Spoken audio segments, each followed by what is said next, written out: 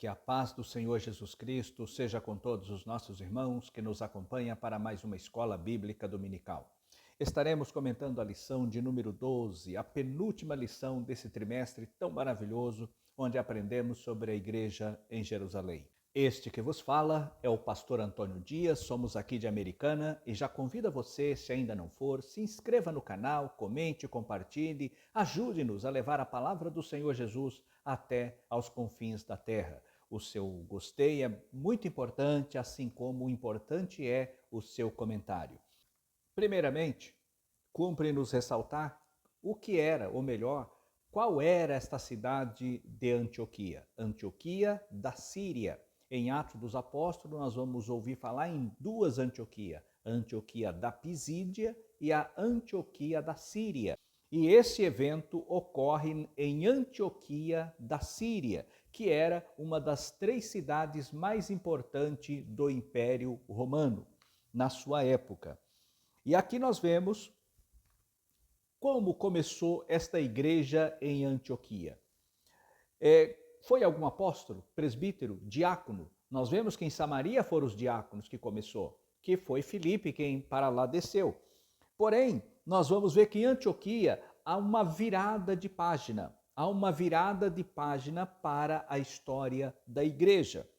Até então, as pessoas, os servidores de Cristo, os discípulos do Senhor Jesus, eles receberam várias nomenclaturas para assim serem distinguidos das demais religiões e até mesmo do meio do judaísmo. Eles foram chamados primeiramente de discípulos, Atos 1 e 15. Depois, nós vamos encontrar chamados de crentes, em Atos capítulo 5 e o versículo 14. Chamados de testemunhas de Jesus, Atos capítulo 5, versículo 32. Também chamados de irmãos, Atos capítulo 6 e o versículo 3. Agora, em Atos capítulo 9, versículo 2, foram nomeados, nominados os do caminho. E em várias outras passagens nós vamos ver uma referência, os do caminho. Era uma nomenclatura, uma ênfase bastante grande, bastante repetitiva em Atos dos Apóstolos. Depois, em Atos 9:13, nós vamos ver os santos, nomenclatura, os santos. E por fim, em Atos 11:26, nós vamos ver chamados de cristãos. Pela primeira vez, os discípulos foram chamados de cristãos. Ainda no capítulo 23, nós vamos ver que eles foram chamados de nazarenos. Mas o que mais predominou e que ficou até os nossos dias foi essa expressão, os cristãos. Na nossa leitura em classe, no capítulo 11 e no versículo 20, nós vamos ver, está escrito assim: E havia entre eles alguns varões de Chipre e de Cirene, os quais, entrando em Antioquia, falaram aos gregos, anunciando o Senhor Jesus. Aqui nós vemos a primeira pregação transcultural do Evangelho de Cristo. Se fosse para pregar, eles não pregaram a judeus. Eles não pregaram a judeus que falavam gregos, mas eles pregaram aos próprios gregos que falavam gregos. E aqui os discípulos, qual foi a tônica desta mensagem? Quando ia falar aos judeus, apresentava Abraão, Isaque, Jacó, apresentava o cativeiro no Egito, a libertação, o que o Senhor havia feito, falava sobre Davi, falava sobre os profetas, falava sobre todas essas coisas. Porém, quando vai pregar os gregos estavam totalmente alheios a este concerto, a esta palavra profética que fora dita na antiga aliança através dos profetas. Os gregos de nada sabiam, até porque eles criam em outros deuses. No entanto, o evangelho, ele chega com uma mensagem direta à mente, ao coração, à alma, para transformar aquelas vidas que estavam perdidas em seus pecados, na sua vã maneira de viver. Então, qual seria a mensagem pregada por esses homens, por esses discípulos do Senhor Jesus? A mensagem que eles pregavam era justamente o poder do Espírito Santo que atuava nas próprias vidas. Eles pregavam a salvação, arrependimento e a salvação para aquelas pessoas. E quando eles apresentavam a Cristo, que era capaz de perdoar os pecados, de levá-los para o céu, eles também, esta mensagem era confirmada pelos sinais, pelos prodígios que eles realizavam em nome do Senhor Jesus. E isso foi quebrando todas aquelas dúvidas, todos aqueles paradigmas outrora levantado pela sua vã maneira espiritual de viverem. E assim, nós vamos ver que o Evangelho, ele atacou a raiz do pecado, porque o pecado não era exclusivo de Israel, mas a todos os homens. E esses discípulos entenderam isso, e por isso eles entraram lá em Antioquia e falaram, anunciaram o Senhor Jesus aos gregos. Falaram para eles que eles precisavam de salvação. No versículo 22, nós vamos ver aqui o resultado desta pregação. E chegou a fama destas coisas aos ouvidos da igreja que estava em Jerusalém e enviaram Barnabé até Antioquia. O que nós podemos ver aqui? Nós vamos ver aqui que foi uma mensagem, primeiramente, eles pregaram uma palavra que ultrapassou as barreiras culturais. A cultura judaica era a cultura da circuncisão, era a cultura ritualística mosaica, era a observância das leis judaicas. E eles não pregaram isso, eles não pregaram os costumes judaicos, não pregaram a cultura judaica, mas pregaram o Evangelho de Jesus Cristo que salva, cura, batiza com o Espírito Santo e faz maravilhas no meio do seu povo. E eles pregaram, e o Espírito Santo foi confirmando esta mensagem pregada por eles. No tópico 2 da nossa lição, ele vai falar de uma visão transcultural. E vai falar sobre as culturas, as diferentes culturas. Havia a cultura grega, e qual era a cultura grega? Ou a cultura helênica.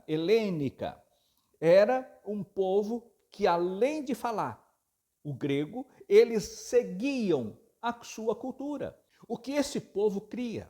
Havia ali, nas suas crenças, a mitologia grega, a mitologia egípcia, a mitologia romana, a mitologia antiga. Então nós vamos ver que essas pessoas estavam dominadas por estas fábulas, por estas crenças de algo irreal. Porém, quando os missionários, esses crentes, esses servos do Senhor Jesus, esses discípulos do Senhor Jesus, pregavam a palavra. Qual era a mensagem? Uma mensagem que pregava a liberdade espiritual. Não há um homem, não há um Deus que cobrava e que exigia determinadas coisas, mas eles pregavam uma liberdade de crença. Porque Jesus Cristo, primeiramente, ele perdoa os nossos pecados. Por quê? Porque ele já pagou a conta. Então eles apresentavam, é como se chegasse para aquele povo e apresentasse, olha, vocês têm uma fatura muito alta dos vossos pecados, toda essa vida sua tem uma conta. Só que quando vê essa situação, eles apresentavam, só que esta situação, ela está paga. Jesus pagou lá na cruz do Calvário. Se vocês aceitarem o que ele fez na cruz do Calvário, esta dívida está paga e é lançada no mar do esquecimento. E vocês viverão uma nova vida. E assim, eles viam a sua consciência livre, uma mensagem pura, uma mensagem verdadeira. E eles abraçaram esta verdade. E ao abraçarem esta verdade, o que acontece na vida deles? As vidas eram mudadas, totalmente transformada pelo Espírito Santo. O Senhor curava, o Senhor batizava com o Espírito Santo, o Senhor operava maravilhas. E onde Deus opera maravilha, não fica, a notícia voa. E a notícia chegou até aos discípulos em Jerusalém. E quando a notícia chega em Jerusalém, os discípulos mandaram para lá um homem que já era muito respeitado e conhecido da igreja de Jerusalém. Eles mandaram um dos melhores que tinha, mandaram a Barnabé. E Barnabé, quando ele chega, o que me chama aqui a atenção é que Barnabé, ele vai dizer o seguinte, no versículo 23, o qual, Barnabé, quando chegou, viu a graça de Deus, alegrou e exortou a todos que com firmeza de coração permanecessem no Senhor. Ele disse: vocês estão errados, esse culto não está certo, tem que fazer essa observância da lei mosaica. Não. Ele apenas disse: continuai com esta postura que vocês estão seguindo. Continue assim. E ele sai dali e vai em busca de Saulo, que já há vários anos atrás, ele já havia se convertido, porém, ele agora estava recluso. Nós vamos entender quando lemos a carta aos Gálatas. Aí nós vamos entender esse período em que Saulo, ele fica recluso e o Senhor Jesus se revela a ele e revela coisas profundas do reino de Deus, que ele agora depois vai transmitir às igrejas pelas quais ele passou, fundou e evangelizou. Vemos aqui que quando Barnabé, ele vê esse detalhe que está no versículo 24, vai dizer o seguinte: porque era homem de bem, cheio do Espírito Santo e de fé, e muita gente se uniu ao Senhor. Porque ele viu a situação, ele reconheceu, e por ele ser um homem cheio do Espírito Santo, cheio de fé, tinha sabedoria, ele exorta os povos a ficarem ali, e ele vai para Tarso, em busca de Saulo. E ele vai a Tarso, que está no versículo 25, e vai dizer o seguinte, e sucedeu no versículo 26, que todo um ano se reuniram naquela igreja e ensinaram muita gente. A parte A do versículo 26. Então foi um ano de estudo, um ano de preparo que Paulo começou juntamente com Barnabé, pregava e ensinava a esta igreja que estava em Antioquia. E seguramente mais e mais pessoas iam se convertendo. E agora nós vamos ver a parte final deste versículo, ou a parte B do versículo, que vai dizer: e em Antioquia foram os discípulos pela primeira vez chamados cristãos. Parece algo de somenos quando fala assim, foram os discípulos, foram chamados cristãos, né? E daí? Mas a pergunta não para aqui. Nós temos que ver por que eles foram chamados cristãos. Qual foi a causa deles serem chamados cristãos? O que motivou aquela cidade, aquele povo, a nomearem os discípulos de Cristo de cristãos? Por quê? Porque aquela palavra que eles pregavam e ensinavam era uma palavra de renúncia ao pecado, uma vida de mudança, uma vida de transformação. E aquelas pessoas, porque lá em Antioquia era um antro de pecado, era uma cidade corrompida pelo pecado, pela luxúria, pela devassidão. E aquelas pessoas que vinham que ouviam a mensagem e se convertiam e agregavam à igreja, eles mudavam de vida, tanto homem quanto mulheres, já deixavam aquelas velhas práticas, abandonavam o pecado e levavam uma vida casta, uma vida santa na presença de Deus. E ao fazerem isso, então isso provoca algo na reação do povo e vai dizer, vocês são pequenos cristos ou parecidos com Cristo, já que pregavam a mensagem sobre o Salvador eterno. E agora, com esta nomenclatura, eles enraizaram, receberam em si a essência do nome de Cristo e daí o nome cristãos. É bom salientarmos, professor que vai ministrar a aula neste domingo, ao ministrar a aula, não te esqueça disso. Hoje, o maior problema da igreja, estou falando a nível de Brasil, não prega um evangelho que transforma, não prega um evangelho que muda a pessoa de vida, mas está um evangelho contaminado pela teologia da prosperidade. E está a igreja, o evangelho inclusivo. A pessoa vem para o evangelho, venha como está e fica do jeito que quiser. Não é isso. Jesus, ele falou sobre a santidade. E pregar sobre santidade hoje, se alguém ousar a pregar sobre a santidade, seguramente a porta dos púlpitos lhe serão fechadas em muitas igrejas.